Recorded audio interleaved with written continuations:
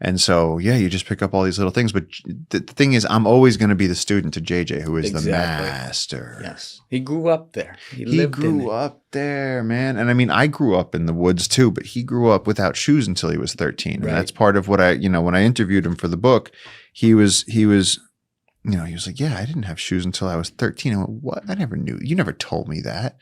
And he said, yeah, we used to have to walk an hour through the jungle to get to the nearest school in the indigenous community. And like the whole trope about like my parents said, oh, just, like my walk to school. His walk to school involved jaguars and anacondas. Mm-hmm. And then, when Pico had the tree fall on him, his brother, when JJ's brother Pico had the tree fall on him at 16, they had to sell all the cattle and cut a few trees and use the entire family's savings to save Pico's life. And JJ got left in the jungle at age 14 for 3 weeks. They were like, watch the house. And then the mom took the other brothers and everything. They had to go to school. The dad took Pico to Lima. JJ, as a 14-year-old, was left for 3 weeks in the jungle. He just had a machete. And he was like, every day I would climb this tree and look out over the river and wait for my parents to come back. And every day they wouldn't come. And 3 weeks. Picture as a 14-year-old. Everyone in your family's gone. Your brother is broken in half by a tree that fell on his back.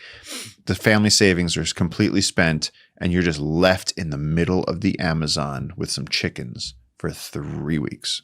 No shoes. I mean, I just had no idea. I had been friends with him for 20 years and I had no idea. So it was so amazing sitting down.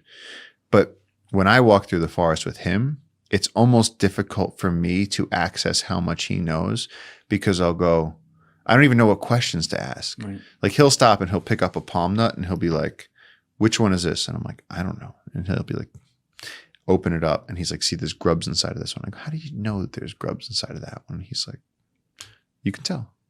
And then he'll go to a certain tree and he'll go, put your ear against the tree, put your ear against the tree.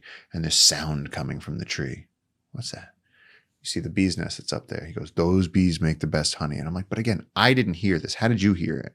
And he's like, well, when you see this thing, that this vine growing from this tree means this. And it's A plus B equals C. And it's like all the things mean something. So he's not walking through just a mat of green. Yeah. Everything means. So when you hear like Percy Fawcett and they were like, the jungle is a brutal green hell and everything's trying to kill you and there's no food to be found anywhere. Well, if they had brought JJ, they would have been fine. Perspective. Yeah. Yeah. For sure.